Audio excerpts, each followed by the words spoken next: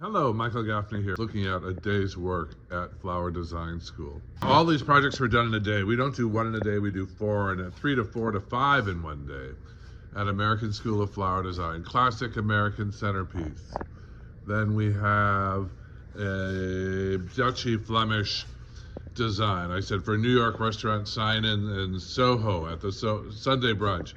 Here we've got a great piece of fall. No flowers, just foliages and berries and magnolia and oak leaves. And here we have a simple hand tie bouquet. I gave them 7 minutes to do it. I said customer walks in, he wants something to take home for his wife.